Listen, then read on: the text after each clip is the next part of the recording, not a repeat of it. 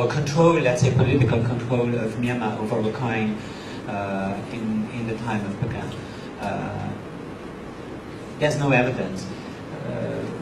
What is ascribed to King Norata as having conquered Rakhine, there's no evidence. I think that during the Pagan period, Pagan was a very important kingdom, and it's possible that politically extended over Rakhine. But there's no hard evidence for it. And a colleague of mine has collected all the evidence of the word Rakhine in the Pagan inscriptions.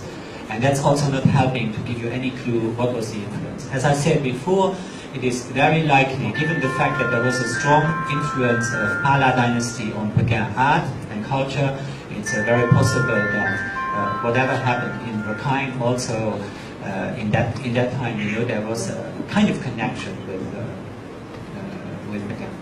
The second question is, what was the name of King Bolapaya called Rakhine? The name that King Bolapaya gave Rakhine, in the Kongbangze there's this name Mahavihika, but I do not know where he got this name Mahavihika, because in the Rakhine inscriptions it's nowhere mentioned, but that's the name actually that is used there. And Tadong, having been called Yakapura,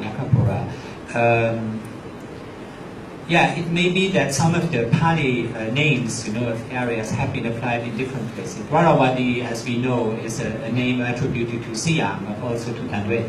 So sometimes these names, you know, could apply to different places. The name Wedali comes from India, but it's found in various places in Southeast Asia.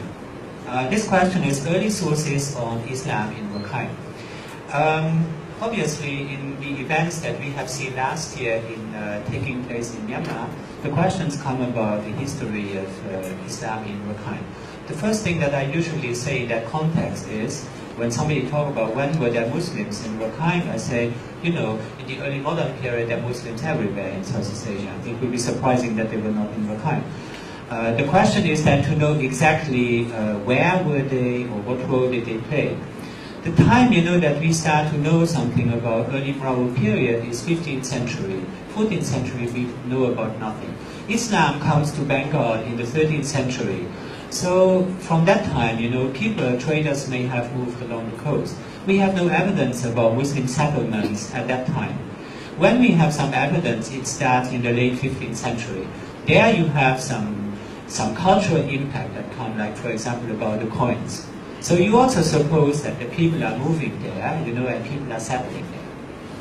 But then the problem is that we know much about Buddhism in Rakhine and about the history of other communities. Not only Islam, it's also, for example, about Christians. I give you an example that in the early 19th century, during that period, there were Protestant missionaries who tried to make Christians in Rakhine. Now nobody knows about this, but there were some Christians, there were some Rakhine who became Christians, but afterwards it disappeared completely. It's just a kind of small chapter within the context of history. But sometimes we have about no evidence. To make a full record of this, you know, it's obviously difficult. The best chapter of history that we know is 17th century, as you know.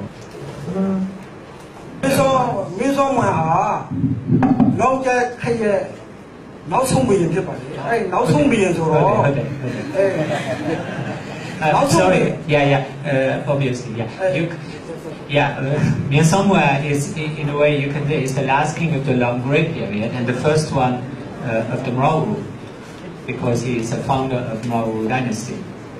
Myan Somwa,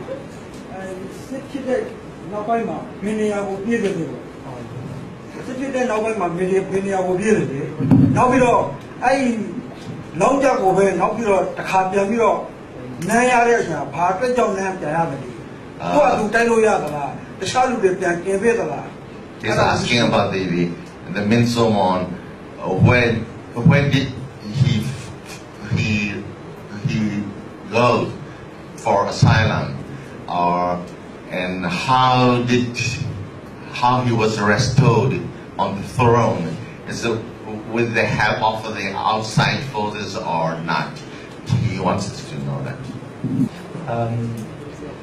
The story that King Myan Somwa went into exile, I think it's a later legend. after many years of thinking about this, I think it's a little legend. There's absolutely no historical fact about it. The real political conditions of transition at that time, we do not know exactly. The story that is told by Neme in his Yasume, that he went to Bengal, there are 3 stories. Arthur Fair translated one. That story is very successful. Everybody in Rakhine believes it. Misomwa went to Bengal and the Sultan helped him with some support troops. The fact is that there's nothing in Bengal sources and the evidence of Rakhine Yasume is absolutely contradictory. There's one inscription that we are going to publish soon that shows that Rakhine was controlled by the Mon king. The whole Rakhine coast was controlled by King Razadarid. There's one stone inscription that's quite clear in it. There's no date, but the stone inscription says, I can quote it today if you want, I just need to open my computer, but we're going to publish that soon, because I would like to say that this story about King Mesomwa going to exile, I simply believe is a very later legend, a story that was invented much later. Thank you.